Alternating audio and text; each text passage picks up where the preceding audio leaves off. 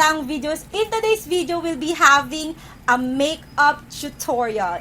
If gusto mo naman may makeup tutorial and makeup reviews, don't forget na i-click mo yung subscribe button and i-push mo yung notification bell para ma-update ka sa mga susunod ko pang kagandang videos.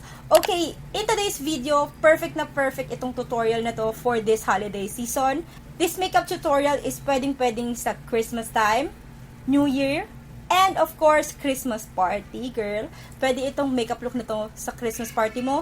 And pwedeng-pwede ito sa aatinan mong mga weddings. Kasi ang dami talagang weddings ngayong December. And I did this look specifically para sa wedding ng friend ko. Umattend ako ng wedding ng aking friend. And ito yung makeup look na ginawa ko. And nag-post ako sa my day ko ng mga pictures. And ang daming nag-like, nag-love, nag-wow. Okay, and ang dami rin nag-request ng makeup tutorial. So, sabi ko, okay, I'll do it for you. Alam niyo naman, pag nag-request kayo, I'll do it dito sa channel ko. So, comment down below, comment kayo kung ano mga gusto mong tutorial or review dito sa ating channel. I-comment nyo dyan because I read it all the time.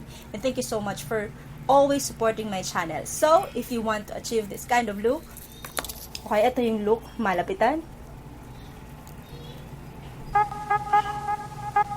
Then keep on watching.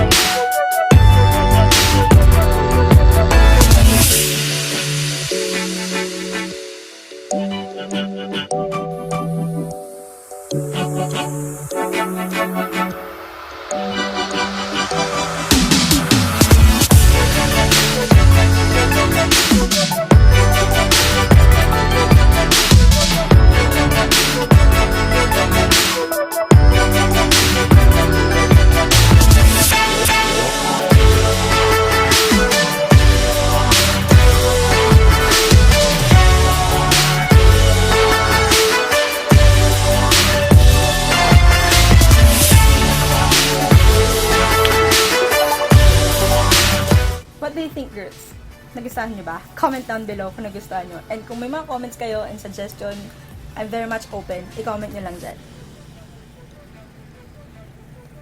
Okay, by the way girls, yung mga products na ginamit ko, pwede naman kayong gumamit ng alternative kung hindi tayo magkaparehas ng product.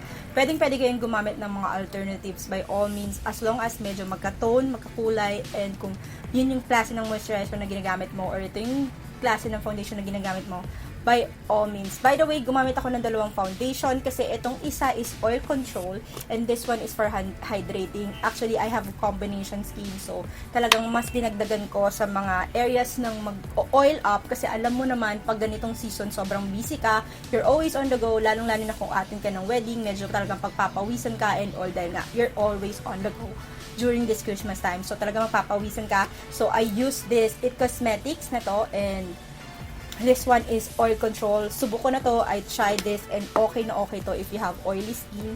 Okay na okay siya. And of course, medyo meron times na nagda-dry yung skin ko and gusto ko may luminosity na nabibigay. Kaya ang ginamit ko is this Tarte foundcealer. Okay. Lahat ng ginamit kong products, everything you need, I'll be putting it in the description box para naman sa inyo, para makita nyo kung ano yung mga ginamit ko. Okay? Okay.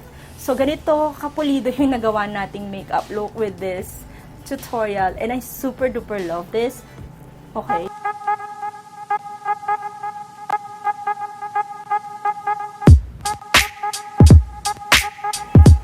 Kung nagustuhan nyo to, pwede rin naman kayo maglagay ng gloss.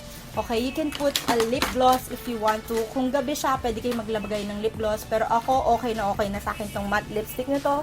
I super love this. But if you want, you can put a lip gloss on top of this one just to give a little bit of juiciness on your lips if you want, or if your lips is dry. You can put this Fenty Beauty for your gloss, Fuzzy, in the shade Fuzzy, kung gusto mo nito. Glossy type of lips. Okay. So, girls, ayan talaga. So, girls, I do hope na nag-enjoy ka and nagustuhan mo tong makeup look na to. And kung nag-enjoy ka, please don't forget to hit the thumbs up button. And if you're not a subscriber, make sure to subscribe. Please don't forget to subscribe. Click mo yung subscribe button and i-push mo yung notification bell para ma-update ka sa mga susunod pa nating katgandahang video. So, thank you so much for watching and I love you all. See you on the next one. Bye!